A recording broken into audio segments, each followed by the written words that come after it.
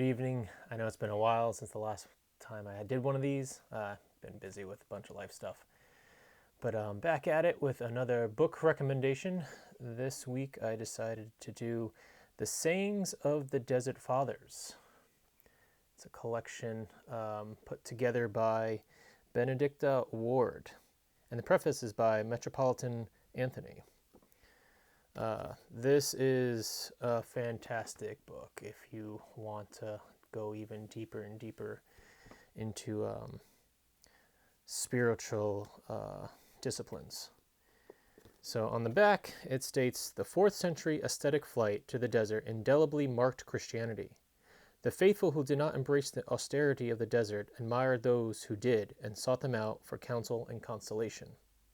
The words the monks gave were collected and passed around among those too far away or too feeble to make the trek themselves, or live generations later.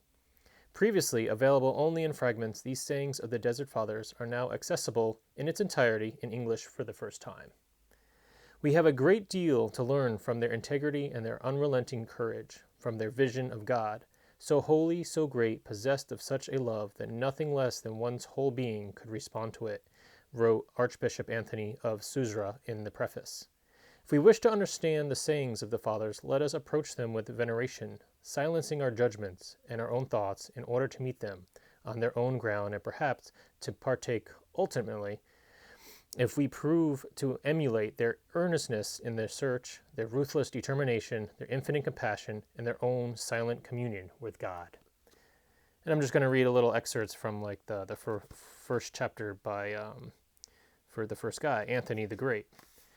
Anthony the Great, called the father of monks, was born in central Egypt about AD 251, the son of peasant farmers who were Christian in 269.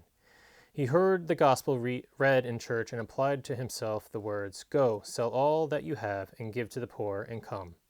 He devoted himself to a life of asceticism under the guidance of recluse near his village. In 285, he went alone into the desert to live in complete solitude. His reputation attracted followers who settled near him, and in 305 he came out of his hermitage in order to act as their spiritual father. 5 years later, he again retired into solitude. He visited Alexandria at least twice, once during the persecution of Christians and again to support the bishop against heresy. He died at the age of 105. His life was written by Saint Athanasius and was very influential in spreading the ideals of monasticism throughout the Christian world. And after this, it goes into like quotes that they said during the time that people have, the other guys have written down.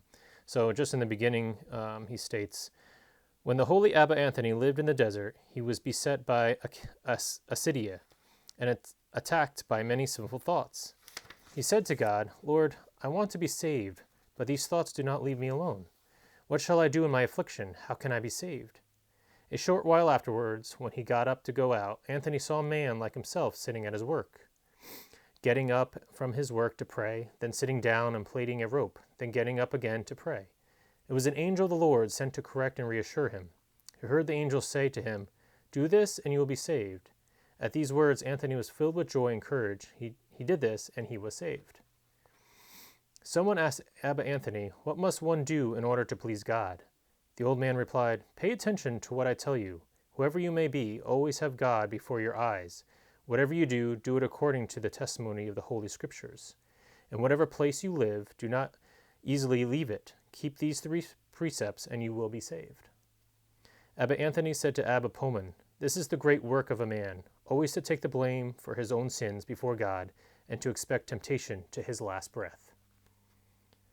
Abba Poman asked Abba Anthony, "What ought I do?" And the old man said to him, "Do not trust in your own righteousness. Do not worry about the past, but control your tongue and your stomach."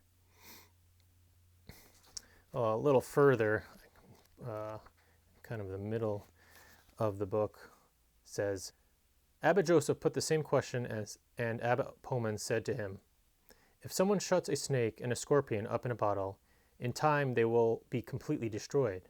So it is with evil thoughts. They are suggested by demons. They disappear through patience."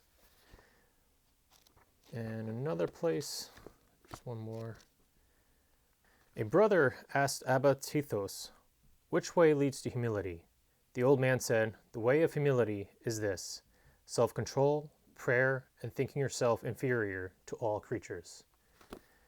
So as you can see, this book that has been translated for us to own and to read and reflect is a must-have, in my opinion, to like any book collection. But yeah, I definitely recommend this book to anybody who wants to get more serious into devotion to the Lord, and you can glean things from Saint Anthony the Great and other monastic guys in this book.